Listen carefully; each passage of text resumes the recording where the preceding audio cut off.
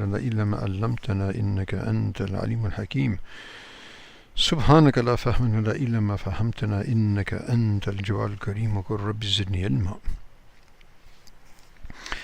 قال الإمام النووي رحمه الله تبارك وتعالى ونفعنا بعلومه في الدارين. قال السادس عن أبي هريرة رضي الله عنه قال قال رسول الله صلى الله عليه وسلم المؤمن القوي خير وأحب إلى الله من المؤمن الضعيف وفي كل خير احرص على ما ينفعك واستعن بالله ولا تعجز وإن أصابك شيء فلا تقول لو أني فعلت كان كذا وكذا ولكن قل قدر الله ما شاء فعل فإن اللو تفتح عمل الشيطان. Subhanallah. So again, continuing with the chapter of mujahada, struggling, striving to please Allah subhanahu wa ta'ala and gaining close proximity to Him through that struggle. So this hadith is, every saying of Rasul alayhi salatu wasalam is awesome and amazing, but this is a sterling and a magnificent example of what he's known for his Jawami al-Kalim, for these short statements that encompass such comprehensive, vast meanings. So, Abu Hurairah radiallahu anhu narrates that Rasul alayhi salatu wasalam said, Al-mu'min al-qawi khayrun wa habbu ila Allah min al-mu'min al-da'if. The mu'min, the person of iman, who is strong, al-qawi, he's more virtuous and he's more beloved by Allah subhanahu wa ta'ala than a weak mu'min. So a strong mu'min is more virtuous and more loved by Allah than a weak mu'min. So the question comes up, so what do we mean by a strong mu'min? Strength, what kind of strength are we talking about? Is it spiritual strength, physical strength, economical strength, political strength? What kind of strength? Any kind of strength which is helpful for his journey, which is to get him close to Allah subhanahu wa ta'ala. So that includes all kinds of health and all kinds of strength. Strength of soul, strength of ruh, strength of body, strength of mind, strength of, azam, determination, irada, and so forth and so on. So, a mu'min who's strong in these areas is more virtuous and more, because he's able to fulfill a more full life of ubudiyah, which is why we're created and why we're put here in the first place. So he will be more capable and more effective and efficient in living a life of ubudiyah. So that's the whole thing. And that's why we have these workshops and we have these series on health and all these dimensions, because so we can become that mu'min al-qawi bi-idhnillahi ta'ala.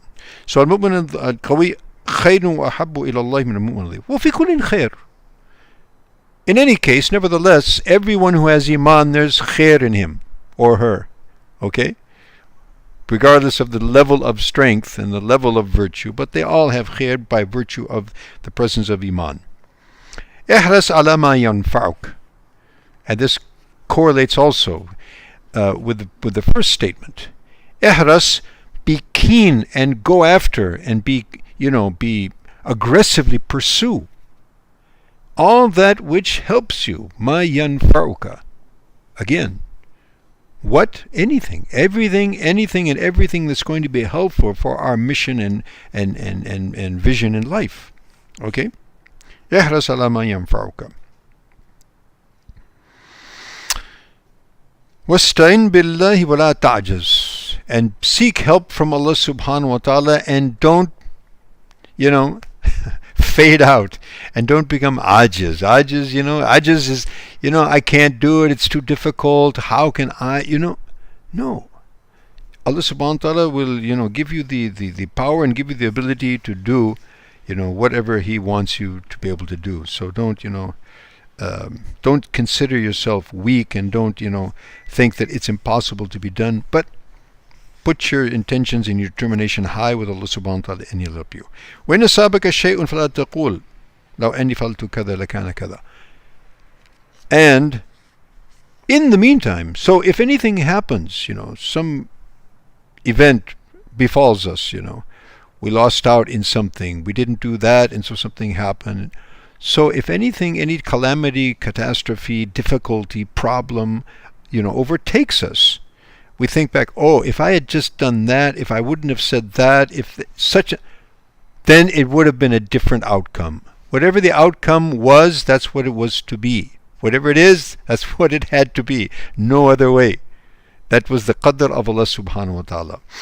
So, don't say, if I had done that, it would have been like this. If I just would have not said that or said this, and it would have...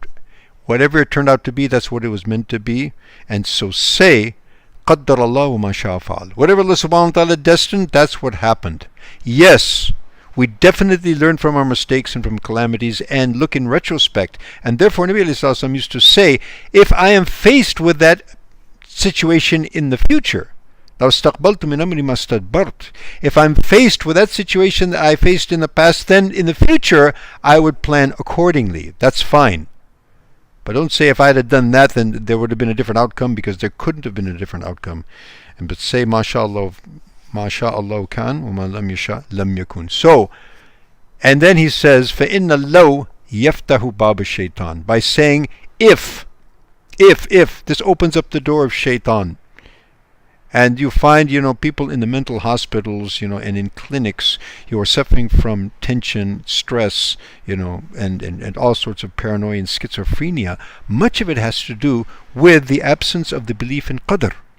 So this belief in qadr, that the outcomes, whatever the outcome is, alhamdulillah, this is what Allah subhanahu wa ta'ala, and it's best for us. May Allah subhanahu wa ta'ala give us tawfiq to follow. It's a very comprehensive hadith. We could spend hours, talking about this and thinking about this, but let us spend the rest of our life acting on it, bi'idhnillahi ta'ala. Wa bihi at-tawfiq wa akhir da'wana and alhamdulillahi rabbil alameen. Wassalamu alaikum wa rahmatullahi wa barakatuh.